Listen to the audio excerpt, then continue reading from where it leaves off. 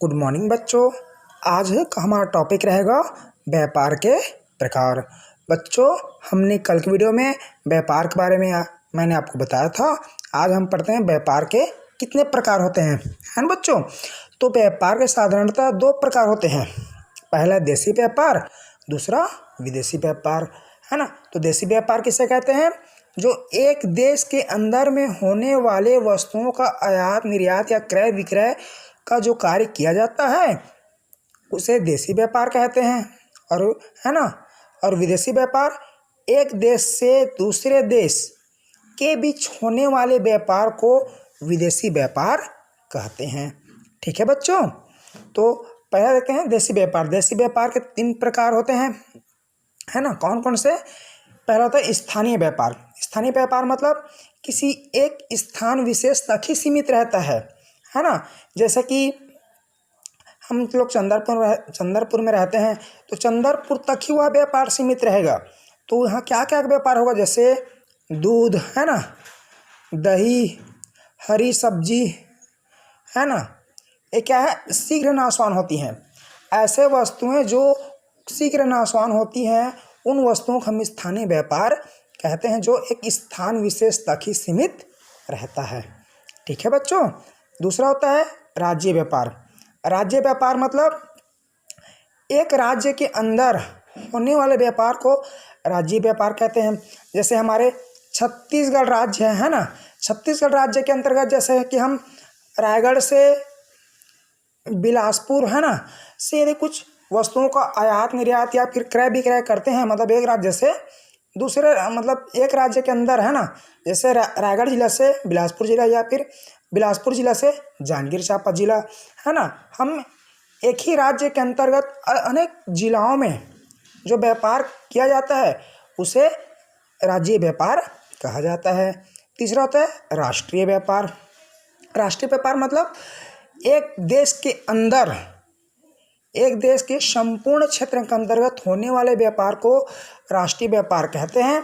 मतलब छत्तीसगढ़ से भोपाल, है ना, छत्तीसगढ़ से भोपाल हम कोई बिजनेस करते हैं, या छत्तीसगढ़ से महाराष्ट्र या छत्तीसगढ़ से एमपी, है ना। यदि हम एक राज्य से दूसरे राज्य वस्तु का कुछ वस्तु का क्रय विक्रय करते हैं तो उसे राष्ट्रीय व्यापार कहते हैं। ठीक है बच्चों। दूसरा हमारा टॉपिक है हमारा विदेशी व्यापार। विदेशी व्यापार मतलब एक देश से दूसरे देश के मध्य होने वाले व्यवसाय को हम विदेशी व्यापार कहते हैं। विदेशी व्यापार में पहला टॉपिक, इसके पहला प्रकार है आयात व्यापार। आपने 10वीं के सोशल साइंस में आयात निर्यात को आपने पढ़ा होगा, है ना। तो वही, तो आयात मतलब वस्तुओं को दूसरे देश से मंगाना आयात कहलाता है। और भारत से विदेश कुछ वस्तु भेजते हैं उसे हम क्या कहते हैं? निर्यात कहते हैं। मतलब कुछ वस्तु जब हम मंगाते हैं उसे आयात कहते हैं और वस्तु को भेजते हैं तो निर्यात कहते हैं। ठीक है बच्चों। तो आयात व्यापार, है ना। तो आयात व्यापार, मान लो कोई हम विदेश से कुछ वस्तु आयात करते हैं, जैसे हम इराक से पेट्रोल डीजल मंगाते हैं, है ना, तो उसे क्या बोलेंगे? हम आयात कर रहे हैं। दूसरा होता है निर्यात। निर्यात व्यापार। निर्यात व्यापार मतलब होता है कि एक भारत देश द्वारा, यानी हमारे देश द्वारा किसी अन्य देश को कुछ वस्तु भेजना। जैसे कि हम अमेरिका को क्या भेजते हैं? चावल का सप्लाई करते हैं, तो हम चावल का क्या कहलाएंगे? हम निर्यातक कहलाएंगे। तीसरा टॉपिक है पुनर्निर्यात। पुनर्निर्यात मतलब होता है हम कुछ वस्तु विदेश से मंगाते हैं, है ना। हम कुछ वस्तु विदेश से मंगाते हैं लेकिन हम उससे भारत में उसको उपयोग नहीं करते हैं।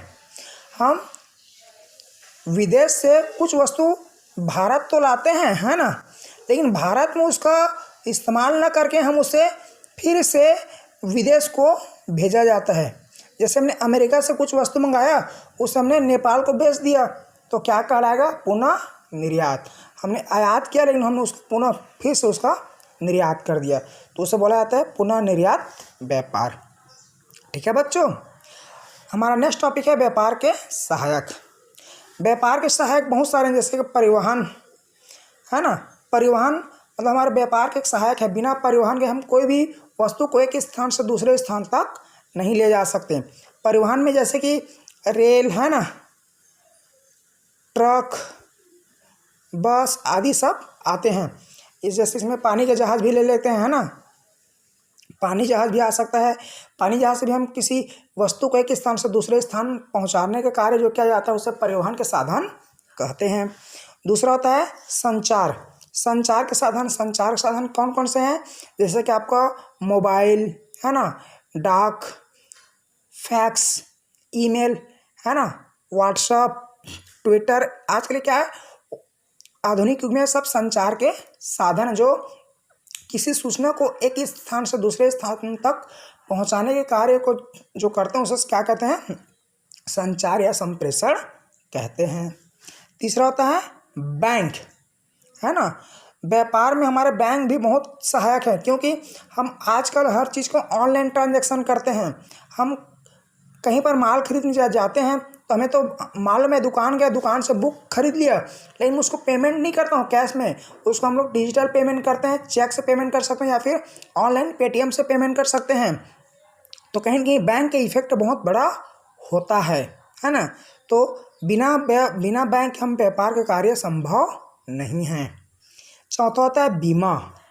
बीमा भी व्यापार का एक बहुत ही बड़ा एक सहायक है ना, क्योंकि बीमा के बगैर हम व्यापार की कल्पना भी नहीं कर सकते, क्योंकि व्यापार प्रत्येक जोखिमों से भरा रहता है और उस जोखिमों का एक ही साधन है बीमा।